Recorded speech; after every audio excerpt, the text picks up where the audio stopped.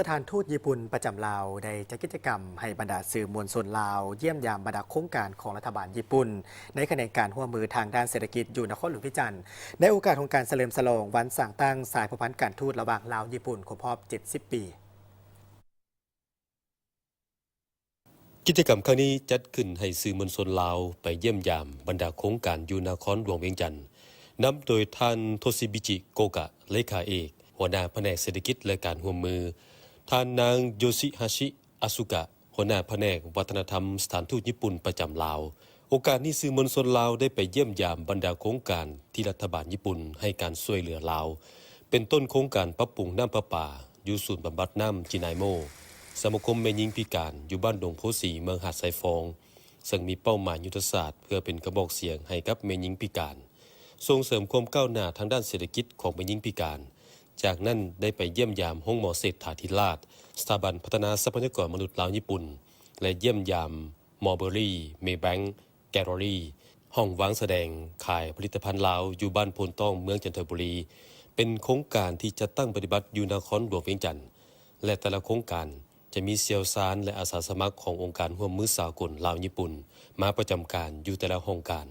ท่านทาสกะทากุโร่ห้องเอกอัครราชทูตญี่ปุ่นประจำลาวให้ฮู้ว่าการร่วมมือด้านเศรษฐกิจกับประเทศลาวได้เริ่มมาแต่ปี 1969 และมีการช่วยเหลือในหลายรูปแบบโดยเฉพาะโครงการการก่อสร้างเขื่อนน้ำงืมหนึ่งหัวมิตรภาพลาวไทยแห่งที่2ระหว่างแขวงสวรรณเขตหามุกดาหารการซ่อมแปลงเส้นทางเลขที่9ซึ่งเป็นเส้นทางเชื่อมต่อระหว่างประเทศเวียดนามและประเทศไทยนอนอยู่ในแล้วเศรษฐกิจแต่เป็นออกแต่เป็นตกที่สำคัญจะเชื่อมต่อไปถึงเมียนมาการก่อสร้างขัวปักเซและปรับปรุงอาคารผู้โดยสารสนามบินบัดไตพร้อมนี้ยังมีโครงการด้านกสิกรรมก็คือชลประทานอยู่ทางงอนโครงการก่อสร้างซ่อมแปลงโรงเรียนประถมมัธยมตอนต้นหลายแห่งและโครงการปรับปรุงปึ้มแบบเรียนวิชาคณิตศาสตร์โครงการด้านสาธารณสุขได้ก่อสร้างอาคารปิ่นปัวห้องหมอเศรษฐาธิราชและห้องหมอแขวงจำปาสักการยกระดับสุขศาลาในเขตห่างไกลซอกลีการมอบวัคซีนและการพัฒนาความรู้ด้านวิชาการของพยาบาลพดุงครรภ์และโครงการกฎหมาย